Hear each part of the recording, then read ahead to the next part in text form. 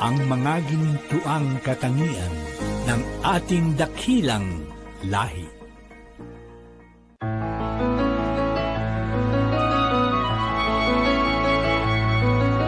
Iba-ibang ating pinagmulahan, sa iisang bayang sinilangan. Mga islang biyaya sa pinagpala, likha ng isang Diyos o bathala.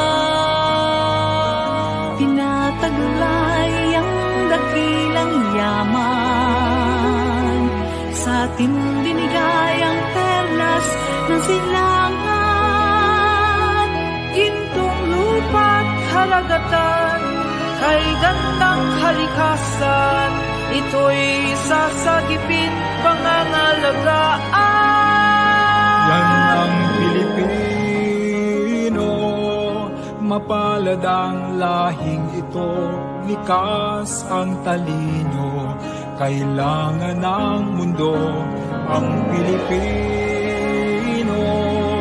Mapagmahal ang lahi ko, may tapang malasakit, kaming mga Pilipino. Mapalad ang lahing ito, likas ang talino, payabunin natin to, ang Pilipino. Mapagmahal ang lahi ko, masipag malikhain, yan ang Pilipino.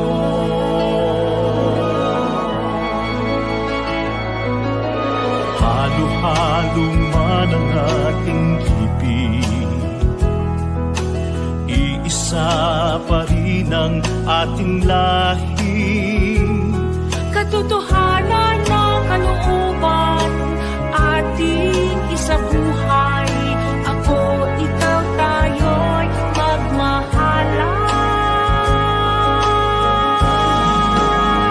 Yan ang Pilipino, mapalad ang lahing ito, likas ang talino, kailangan ng mundo ang Pilipino. Mapagmahal ang lahi mo, ay tapang malasakit, labing mga Pilipino. Mapalad ang lahing ito, likas ang talino, payabunin natin ko ang Pilipino. Mapagmahal ang lahi ko, masipag malikhain, yan ang Pilipino. Mapalad ang lahing ito, likas ang talino, kailangan natin ito, ang Pilipino. Mapagmahal ang lahi ko, ay dapat malasakit, kaming mga Pilipino.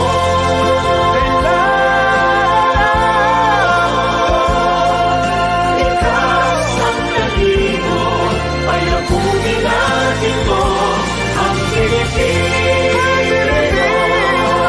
Isa ang lahi, halo-halo man ang libig, yan ang Pilipino.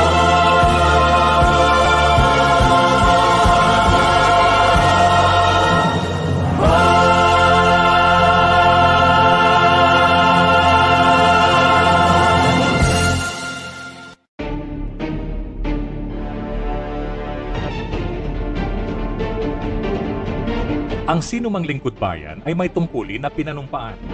Nanumpa na maglilingkod ng buong puso batay sa tanggapan na kanyang pamumunuan. Bago ang lahat, mamamayan muna.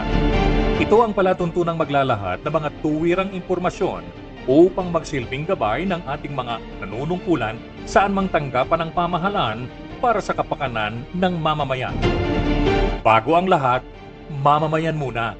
Maglalatag ng mga naangkop na payo para sa lahat ng mamamayan na umaasam ng tunay na pagbabago at kaginhawahan sa buhay.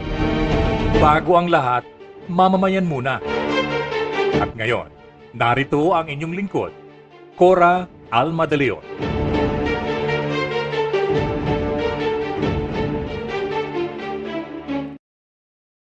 Magandang hapon sa inyong lahat. Please like and share our live video in our FB page, Broad Streamcast Communicators, or you may also follow me on Facebook at Corazon Alma de Leon, or you may contact me at 0918-912-3546. I'm not alone in this endeavor. Co-host ko po dito si Inang Guro Sonia Rocco na ngayon ay nasa Jensan. Bumati ka muna, Sonia, kung pwede. Magandang hapon sa lahat ng ating mga tagapakinig.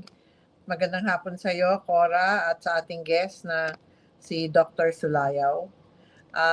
Tulad ng sinasabi ko, 1 oras lang tayo, pero pag tayo makinig sa lahat ng ating mga ini-interview, ay sigurado ako marami tayong matututunan na magagamit natin sa ating araw-araw na buhay. Back to you, Cora. Thank you. This is the purpose of Bago ang Lahat, Mamamayan Muna. Kaya ang aming opening statement, we may not be able to change the structure of our universe, but maybe by raising our voices, we can pursue the greatest of all causes, peace on earth and goodwill among men. At di lang yan, meron din tayong quotation from Pope Francis na useful. Ang sabi niya, rivers do not drink their own water, trees do not eat their own fruits, the sun does not shine on itself, and flowers do not spread their fragrance for themselves. Living for others is a rule of nature. We're all born for each other, no matter how difficult it is. Life is good when you're happy, but much better when others are happy because of you. At tamang-tama ngayong hapon, I'm privileged to have as a guest ang Vice President ng PL Moon, ng ating pamantasan ng lungsod ng Muntinlupa, at nakalagay dito sa kanyang background na susunod na babasahin ko. Vice President for Academic Affairs at the University of the City of Muntinlupa, or PL Moon. He currently serves as chairperson of the Philippine Association for Teachers and Educators, or PAFTE, of NCR, and president of the Consortium of Teacher Education Institutions of the South, or SCOTES. He holds a doctorate in educational management, 3 master's degrees, ELT, MBA, MPA, and bachelor's degree in secondary education and theology. Babatiin muna natin si Dr. Danilo Sulayaw. Go ahead. Yeah, good afternoon po, Secretary, and Inang Guro, Madam Sonia Rocco. And good afternoon to all the listeners and viewers of the show, Bago ang Lahat, Mamamayan Muna. It's a privilege to be with you this afternoon. Yes, I remember we already guested you nang naimbita ka ni Dr. Raymond Arcega, and I think Yes, nakalimutan ko na kung ano yung mga tinanong sa'yo, pero ngayon, very clear, maganda yung nagkaroon ng komperensya lahat ng mga faculty at doon ginawa sa museo ng Muntinlupa. I Yes, remember, medyo na-late ako pero naka-attend ako. Nakaka-impress ang pag-attend ko doon kasi narinig ko yung mga ginagawa ng mga faculty at saka maraming mga kasama doon ninyo. Pero siguro ang mga tanong ko ay kakulangan pa rin ng aking kaalaman bilang namumuno sa Institute of Social Work. Kailan na itayo yung PL Moon? Yeah, actually, PL Moon was established in 1991, right after the implementation of the local government code, which stipulates that local government can establish community colleges. So from that time on, that's May 29, 1991. So we'll be celebrating our 35th foundation anniversary this coming May 29. This coming May. Pero alam mo, na-impress ako dun sa vision ng pamantasan. Kaya nga Yeah. sabi ko, mahalaga kasi nung tinanong kung ano yung pag-uusapan, mahalaga na malaman ano yung vision ng PLMON para unawaan bakit espesyal ang nagawa. Talagang sa dami ng namit ko na faculty at saka yung ginawaan meeting, talagang kahanga-hanga. And I'm proud to be asked, bago pa lang, pero maraming estudyante na ang namit ko at nakasama. At kaiba, nung ako nag-aral sa UP ng social work, 6 lang kami estudyante. Samantalang dito, ngayon ang estudyante ko ay 28. Alam ni Sonia, sapagkat naging guest ko si Sonia dun sa isang grupo ng estudyante. And I think nakita niya na the fervor ng mga estudyante dahil lahat sila scholars in a way. Hindi ka naman pwedeng mag-aral sa PLMON kung hindi ka may alam ka at kailangan Yes po. handa kang harapin yung challenges ng school. Pero how about you? When did you join PLMON and where were you before? Medyo konting sharing lang. History. Yeah, I actually graduated from the National College for Teacher Education, and that is the Philippine Normal University in Yes. 1992 rather. So stay lang po ako ng ilang taon sa public school in Alabang, Pedro Diaz High School. And then eventually I joined the higher education institution, PLMON, in the late 90s po. So more mga So almost homegrown 30 ka. years na po ako. Opo. Taga Muntinlupa talaga. Yes po, I started during the time na na-establish po ang PLMON. Actually, So, nandun na po nakita ko na po yun. Kasi po ang original po na building ng mga nag-aaral sa PLMON, which used to be called Muntinlupa Polytechnic College, MPC. It's a community college. Wala po siyang sariling building noon. Nandun lang po siya sa mga high school building ng Pedro Diaz High School in Alabang. Puro panggabi po ang klase kasi po wala siyang sariling building. So that's how humble PLMON started po. Yeah, correct. Nung naimbita nga ako ni Dr. Raymond Arcega, I did not even know. Ang alam ko, meron naging board ako ng PUP, Polytechnic University of the Philippines. And of course, alam natin sa Manila, may PLM, pamantasan ng lungsod ng Manila. In fact, I was asked na kung pwede ako magpresidente ng pamantasan ng lungsod ng Manila. Pero kaka-accept ko lang ng trabaho sa DSWD para maging regional director and later secretary. Ang sabi ko nga sa mga estudyante, panahon na para tingnan nila na ang trabaho nila hindi lang sa DSWD. Pwede sila sa local government, pwede sila sa Department of Migrant Workers. In other words, maraming opportunities. At in fact, sa lecture ni Sonia, nung mag-lecture doon sa second year students, nakita niya na kailangan maging handa ang mga estudyante. At sinabi niya na how important the family was in helping the social workers, how to be social workers. Kasi hindi basta-basta ang mga social workers, kailangan makatulong sila para i-raise ang level ng mga pamilyang mga mahihirap. Ang mga estudyante ay scholars kasi we expect them to be bright. Kailangan marunong sila. Kaya I think na-meet ni Sonia yung second year students namin last year at I think Sonia na-impress ka naman, di ba? Yeah, they were all very, parang Articulate. Oo. enthusiastic. They were very Mm. enthusiastic, and when they gave their feedback, ang gaganda ng mga sinulat nila. So I think that gives big hope for social workers in the Philippines. Mm.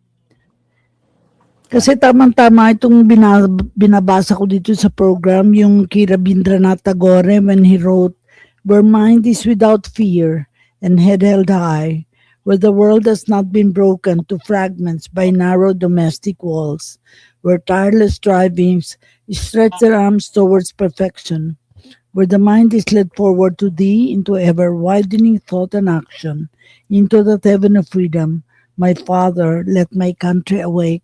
And in this particular case, ang gusto nating magising din sila sa kahalagan ng bayan ng Muntinlupa na of Yes course po. na-meet din natin ang mayor na dati Mhm. siyang Bureau of Customs at ang Yeah. father niya ay isang general.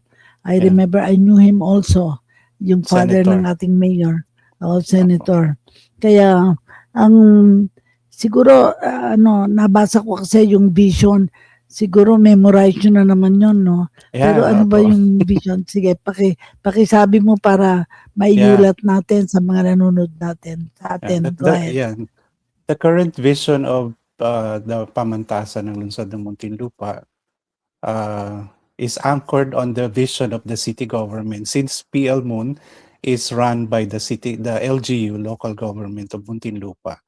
So our vision is a dynamic and competitive higher education institution committed to people empowerment towards building a humane society. So, Yes. yun po. Kaya nga, ang maganda yung humane society. Yes Kasi po. parang maraming society, maraming community. Opo. Inhuman. Hindi tinitreat yung mga tao the best way Opo. they can. Yeah. Pero, and that, yes, go ahead. That vision po kasi is anchored on the agenda of the city governance, which started during the time of former Mayor Jaime R. Fresnedi, who is now the representative or congressman of the Lone District of Muntinlupa. And it's And about the wife is the acting president, di ba? No, sister-in-law po. Sa sister-in-law. Opo. Yun pong asawa ni Dr. Ellen Presnedi ay kapatid ng former mayor. And now I see. with our mayor on his second term, former congressman din po si Mayor Rupi Biazon. Yes. The same po yung vision to make Muntinlupa also one of the leading investment hubs in the country. And Yes, PL and Moon is helping on that in relation to education. very impressive talaga, no? Sandali lang kasi si Sonia because she's in Jensen.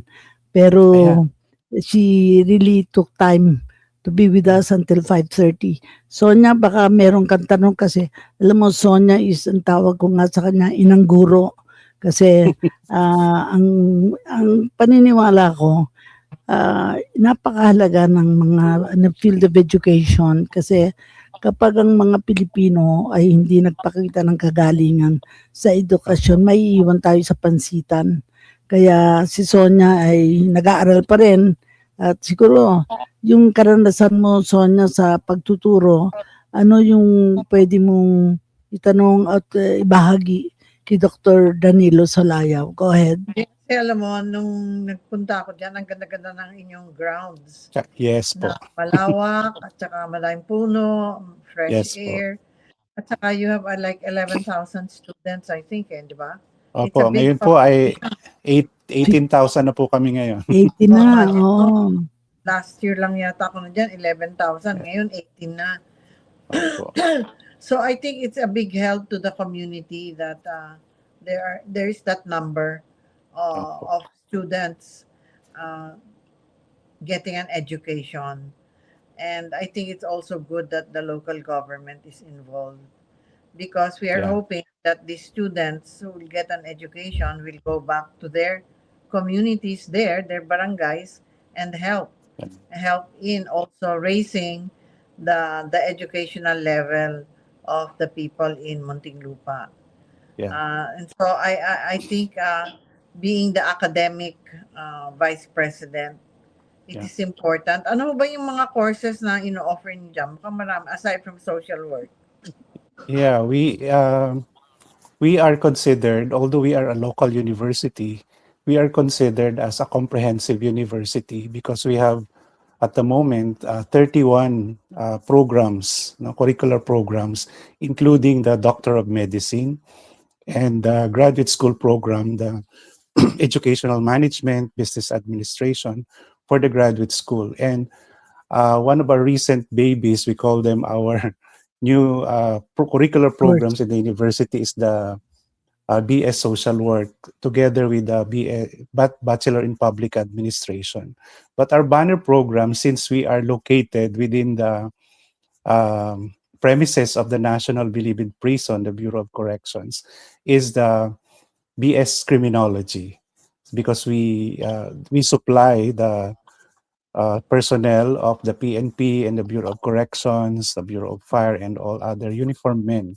So that's our banner program together with the College of Education, and psychology is fast moving in terms of its achievement in the licensure examination. So yun po, 31 programs po ang aming ino-offer. It's kaya nga nung ma-meet ko yung Dr. Alabang faculty, ang dami-dami niya. Alabang is in the Alabang. Muntinlupa? Yes po, Alabang, Sa Muntinlupa. barangay, no? 2 barangays belong to Alabang. Yeah, Alabang, and then Ayala, Alabang.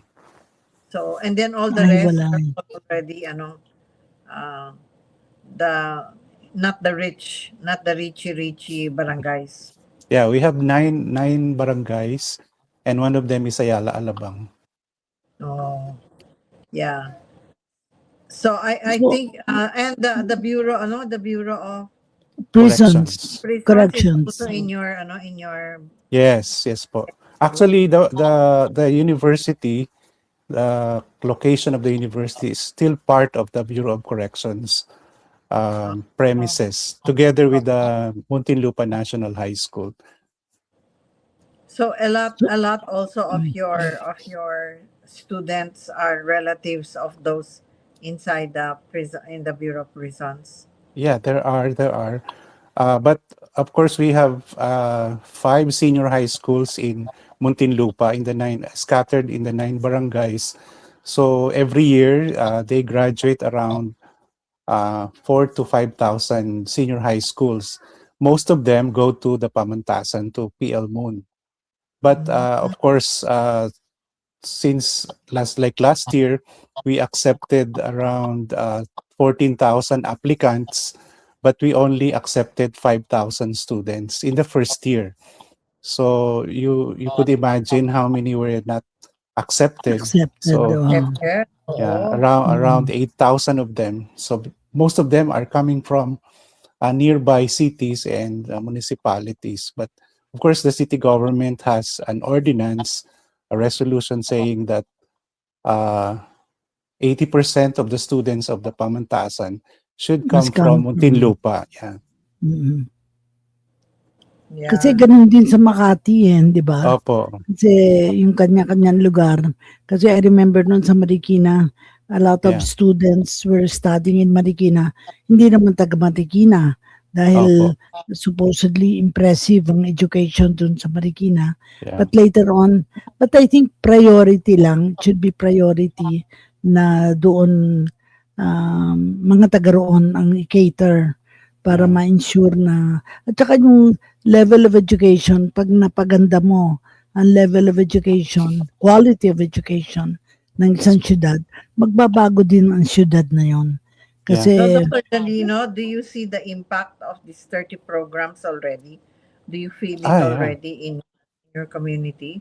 How Yes po. how does it come about? We cater to the needs of the industry, especially in Alabang, where there are a lot of businesses, Yeah. BPOs, etc. Also, this addresses the vision of the former mayor and now cascaded to the current mayors. ang kanila po kasing principle in terms of education is that for every household in Muntinlupa, there should be at least one graduate, Ah, high Mhm. college graduate, which will elevate the status of economic status of the family. Sa tutulong din magpaaral ng susunod. Yun po ang um, vision and principle ng ating local government leaders. So, ganun din ang nararamdaman po yun yun. ni Senator Rocco. Yes At least po. bawat bahay may graduate. Opo. Bawat graduate marangal. Yes po. Naimbita din ako, may graduation sa NAGA. Naimbita din ako ni Sonia this end of March. Medyo may event doon. Ewan ko, Mm. ah, sabi ko, titingnan natin kung kakayanin natin na magbiyahe sa Nagang Balikan. Mm. Sabi ko, sana wag pumutok ang bulkan. Hindi malayo naman yata eh. Malayo. Malayo po. Albay po. Malayo. Oo. Pero talking about you, Dr. Sulayaw, ano yung siguro naging background mo that you really stayed your course in education? Kasi kitang-kita sa lahat ng mga kursong kinuha mo. Si Lutgardo Barbor ba, na-meet mo sa ano? Yeah. Diba? Oo. Kasi Opo. naging gobernador yan ng ano eh. Summer po. Ng Samar, Eastern Samar. When Actually, I was cabinet. kababayan ko po siya kasi waray din po ang aking mga parents. Waray. Mm. Oh, but I knew him and then he became sa Secretariat ng Senado, di ba? Opo. Naging Secretary General siya. Where is he now? He's still as far as I know, he's still the president of our alumni association in PNU, In Philippine Normal Pinya. University. But I don't Philippine know where he is now. Oo. Anyway, So, mag-stay yun lang po- si Sonia Opo. until 5:30. So may 3 minutes pa siya na I want her to ask the questions sa kay Dr. Salayaw kasi yan ang talagang educator par excellence si Sonia. Thank you po. No, Ah. I think I just like to congratulate Dr. Danilo Sulayaw for being involved in 30 years in that same place where you are now. And as you said, you can now see the impact of 30 programs your Pamantasan is doing. And I appreciate this effort that you're doing because I know that there are many educators who are really like you, but they are not given the chance to be like interviewed or hindi nakikilala. Yeah. So I think you also represent a lot of the similar academicians, maybe also in the local government area because as you said, it was only in 1991 Yeah. that LGU got involved in community education. Yeah. I know that in Canada, community colleges are very popular and Yes. important because that's how they Yes. develop the community. What it is what it says. Community college. I think that's also the idea of this pamantasan ng na Muntinlupa. So congratulations, Dr. Danilo. I'm glad I was Thank able you. to have a short talk with you. So I'm going to Thank say goodbye na muna sa inyo at salamat Cora, salamat Doktor, salamat sa lahat ng Yeah. mga tagapakinig natin. Bye. Thank you. po. Magtutur pa yan. O sige, enjoy. Anyway, sa pagpapatuloy natin, syempre, kailangan pondo, kailangan may mga challenges din running a local university. I don't want to use it local university, but really, it's a city university. Yeah. Dahil syudad naman ang Muntinlupa. Muntinlupa. Pero kahanga-hanga dahil located doon ang Bureau of Corrections, diba? Opo. And therefore, alam mo, isang senador, si Senador na nakulong doon, and therefore, naisip ko, na dapat makita niya ano yung how he can help, improve further yung mga requirements ninyo. Kasi requirements ng ating nakikiati na ako na nung- na PL Moon. Dahil naniniwala ako na yung mga may kinalaman o na naka-receive ng serbisyo sa Muntinlupa should be able to help kung ano yung problema. Kasi like for instance, I understand naka-receive ng 50,000 grant para sa mga libro, no? Yes Na po. sa setup. And I think maganda din na tingnan kung we can have yung sa Muntinlupa pa kasi dun sa Bureau of Correction, maraming mga artist, yung mga nagpipinta ng Yes ano. po. And I think we can have the buildings showing the artworks of the prisoners. It can be exhibited sa magandang programa. And I think marami pang pwedeng gawin. In other words, yung concept of cooperatives in the store. Alam mo, nung magpunta ako doon, nasarapan nga ako doon sa kantin eh. Nung unang dumating ako. Pero nag-iingat lang ako kasi very sensitive yung aking health condition. Kaya very careful ako dito. Ayan, wow! Wow. Kahanga-hanga. Dumating. Thank you, sir. Ang namumuno sa anong tawag mo? Coco Alcocoa. something. Alco. Alcocoa. Oo. Ako na-imbita na din doon, pero kumuntik na ako hindi magsalta. Nag-volunteer lang ako na magsalta. But Raymond, umalis na si Sonia Rocco kasi nasa Jensen siya. Pero ikaw ngayon, kasi dati kaya ako nandyan sa PL Bond dahil kay Dr. Raymond Dr. Dalcega. Sega. Pero iniwanan niya ako doon. At I hope naniniwala siyang tama ang pagka-invite sa akin doon. What do you think, Raymond? Do you think tama yung naging action mong inimbita mo ako mapunta sa PL Moon? Sobrang tama Ano? po yun. Si Dr. Salayo nagsasabi noon, pero baka si Raymond din nagbabago ang isip tungkol doon. Raymond, anong gusto mong sabihin sa pag-guest natin kay Dr. Salayo? Yeah, of course, I don't want to miss the opportunity to join Dr. Sulayaw, a Yeah. good friend, and of course, a friend, no? And of course, one of our fellow accreditors in Alcocoa. So, magandang hapon po sa ating lahat, sa mga nakikinig sa ating programa. At ngayong hapon ito ay we're proud, no? Of course, me and Secretary De Leon and the rest of the guys, no, for having Dr. Sulayaw, no? Baka hindi niyo po alam, Secretary, si Dr. Sulayaw po ay naging tagapangulo at opisyal ng PAFTE, National Capital Region, no? So, di lamang po sa PL Moon na mamayagpag si Dr. Sulayaw, kundi siya rin ay naging isang instrumento upang mapatatag, mapalakas at mapaayos ang education curriculum, no, ng ating mga mag-aaral sa kolehiyo.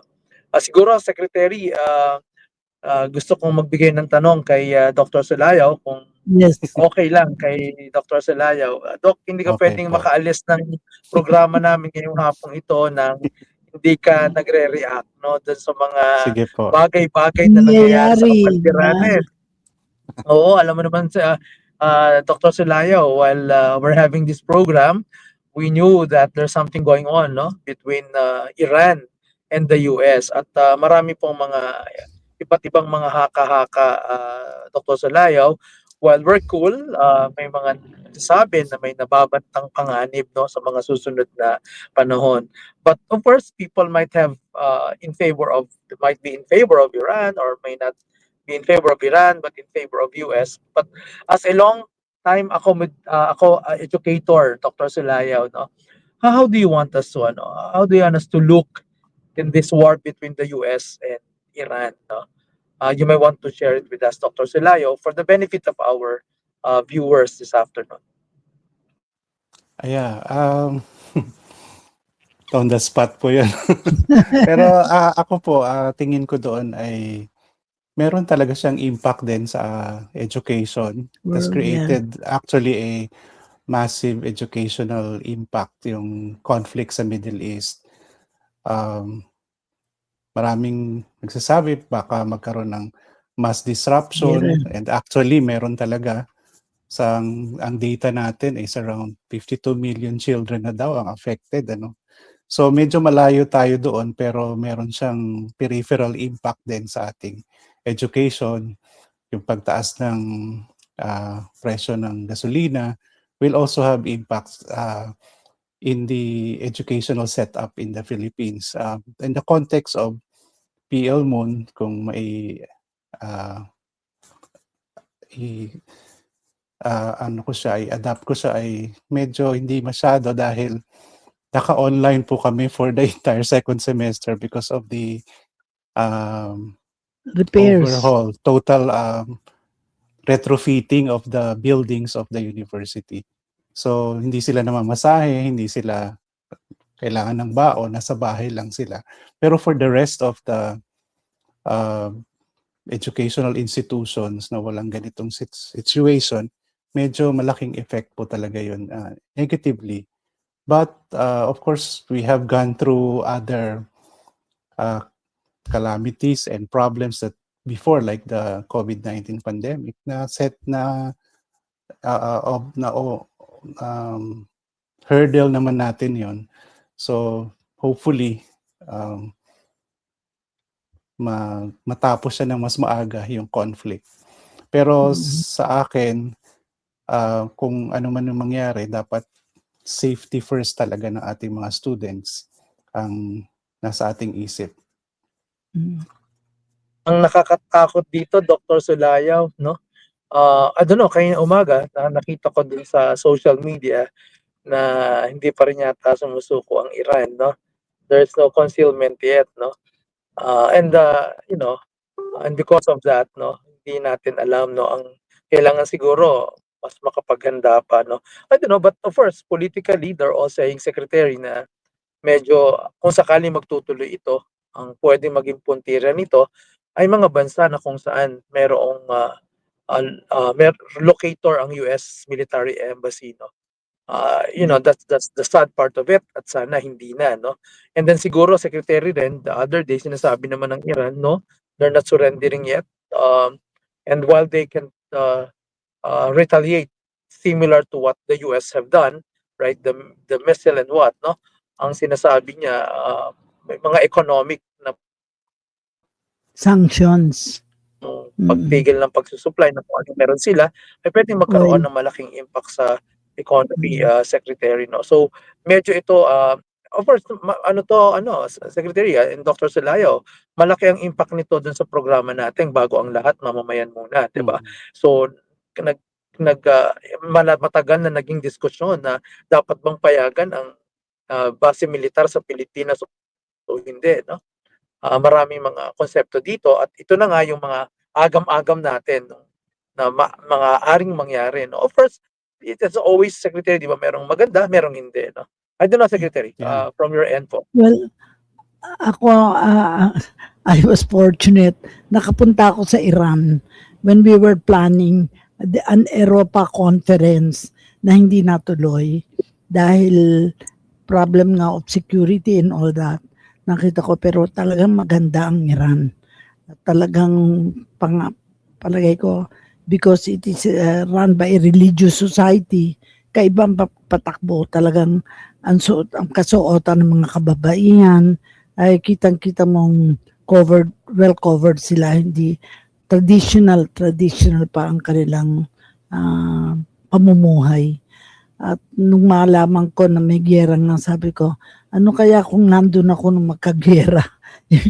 Naisip ko lang yun, talagang nakakatakot if you are in those places na tatamaan. And yet, the reality is that Ukraine hanggang ngayon, tuloy pa ang giyera sa Ukraine. Parang, ano ba, ang daigdig natin. We don't want a World War III. Kasi of course, nung World War II, bata pa tayo at ang kwento nga ng isang sa naming neighborhood, nung paalis na raw ang mga Hapon, minumura ko daw ang Hapon. Kasi ang sabi ko daw, parang buti nga natalo na yung Hapon.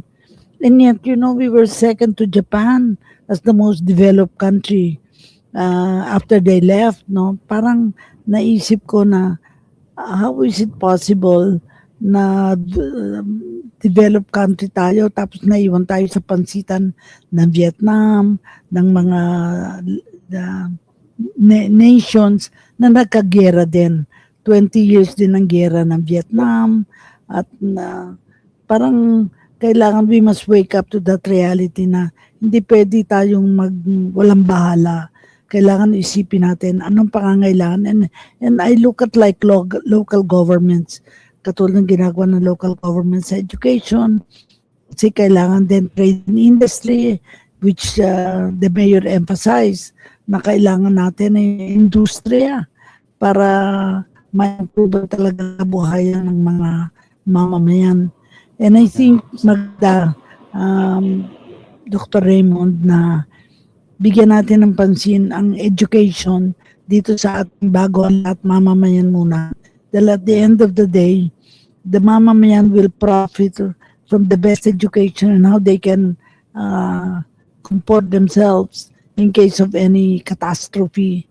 Kung gera, handa ba tayo kung sakali tamaan tayo dahil ang mga US ay nasa Pilipinas. Meron tayong mga siguro mga sundalo na nagte-training dito among others.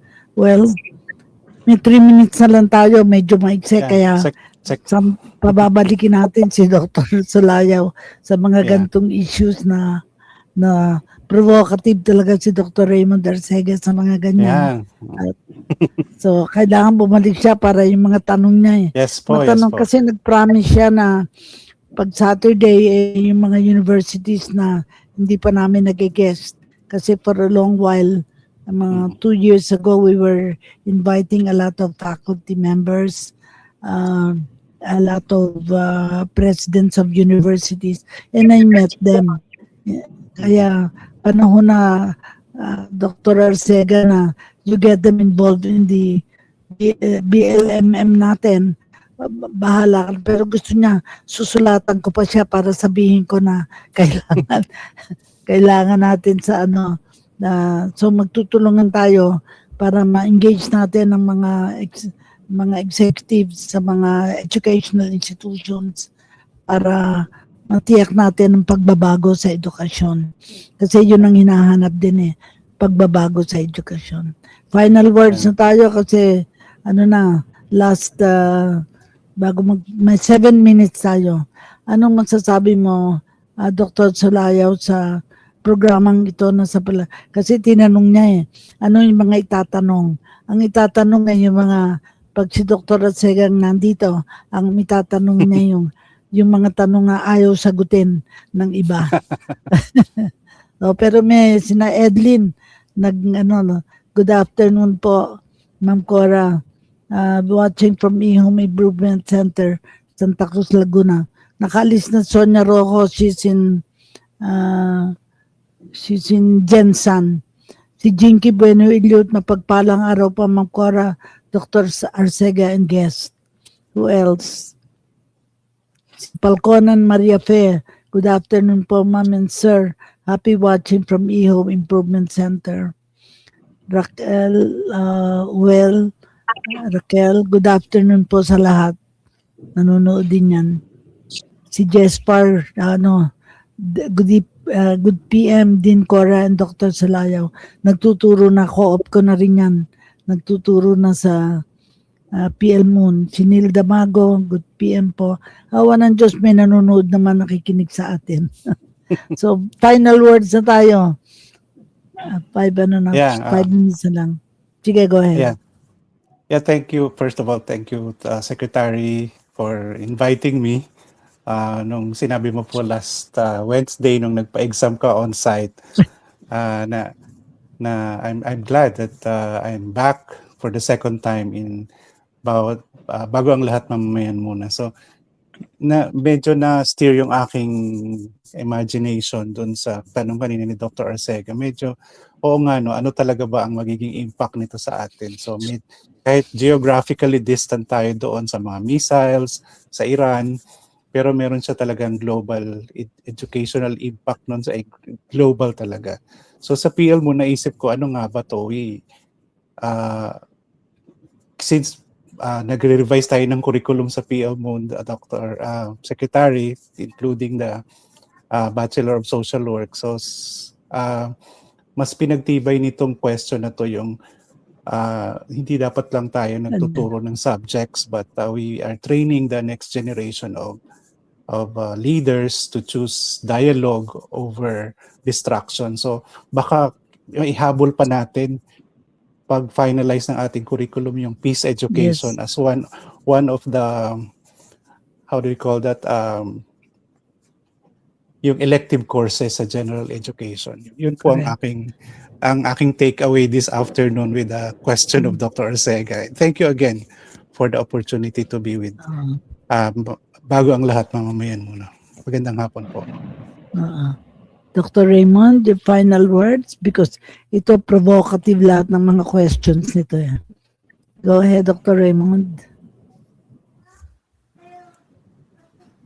Una, Nawawala na. marami pong salamat.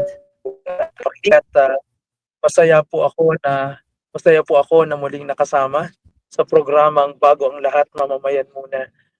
Importante po na sa mga susunod na araw ay maging mapagmatsyag tayo sa mga pangyayari at alamin natin kung ano ang mga dapat na preparasyon natin upang maharap natin ang gera sa pagitan ng Iran at USA. Marami po tayong kinakarap.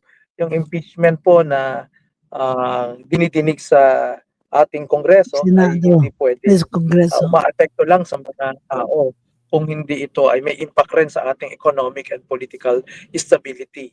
Of course, yung flood control, corruption and all, it will definitely have impact to sa ating mga ginagawa ngayon. At sa ating pong mga opisyal ng pamahalaan, sana itong mga pangyayari na ito, kaliwat kanan ngayon, na nag-aabang ng isang napakalaki at nakatatakot na hamon sa Pilipinas, sana ay lalo nating makita ang dahilan kung bakit tayo ay nasa pamahalaan.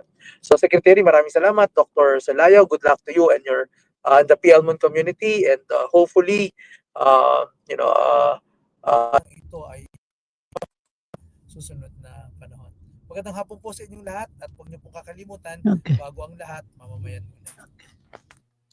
At para sa inyo, yung prayer for the nation na binabasa ko dito sa programa at inintroduce ko din sa mga estudyante, and then when we open the class, sabi ko, kailangan magdasal tayo para matiyak natin ang safety ng ating country.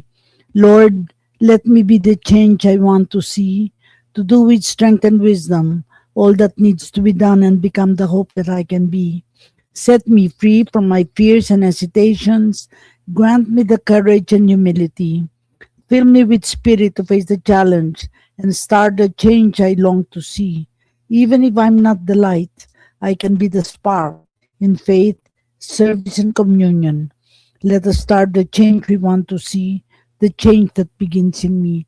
Tamang-tama, Dr. Danilo Solayaw, ay titingnan natin kung paano tayo makakatulong para paigtingin natin ang kaalaman at kahandaan ng ating mga kapwa Pilipino, estudyante, magtuturo para maghanda sa anumang harapin nating disaster o problema na naukol sa kaguluhan na nangyayari ngayon sa Amerika at sa Iran.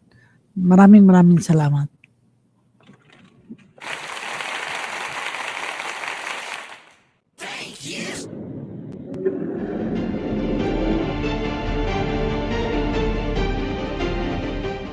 Inyong napakinggan at natunghayan ang Bago ang Lahat, Mamamayan Muna.